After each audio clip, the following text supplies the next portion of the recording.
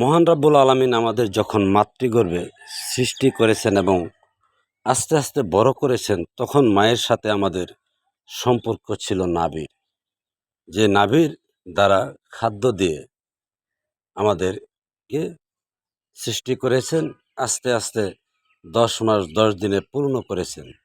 কিন্তু আমরা যখন পৃথিবীতে ভূমিষ্ঠ হই, এরপর থেকে ওই রাস্তাটা বন্ধ হয়ে যায়, শুরু হয় এই মুখ। নাভির সম্পর্কের যে কার্যাদি তা চালু করে দেন মুখ দিয়ে। তো সেই মুখ দিয়ে আমরা খাই। শুধু তাই নয়, মায়ের সাথে সুসম্পর্ক রাখার যত বাহানা, হাসি, কান্না, এমনকি সমুদ্র ঢাকের এই ফুলঝুরি এই মুখ দিয়ে, আবার এই মুখ দিয়ে যেমন মানুষকে আকৃষ্ট করতে পারেন, আবার মানুষকে কটাক্ষ করতে পারেন। এখন আসেন, শিশু বাচ্চাদেরকে যে পরিমাণ মুখে চুমু দেওয়া হয়, এই পরিমাণ চুমু শিশু বাচ্চাদের আর কোথাও দেওয়া হয় না। তার মূল কারণ কি? কারণ আল্লাহর সৃষ্টির কুদরত মুখে রেখেছেন।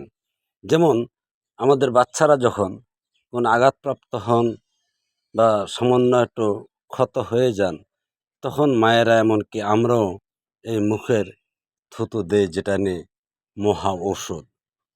তো শুধু তাই নয়, যেমন স্বামী স্ত্রীকে খাইয়ে দেওয়া, স্ত্রী স্বামীকে খাইয়ে দেওয়া, তার মধ্যে যে আল্লাহ মহব্বত রেখেছেন, যে কুদরত রেখেছেন, যে আকর্ষণ রেখেছেন, যে লীলা রেখেছেন, তা ভাষায় বর্ণনা করা কঠিন।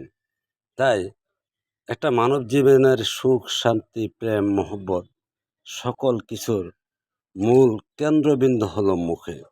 তারপরে এইখান থেকে বাকি অবস্থানে স্থানান্তরিত হয়।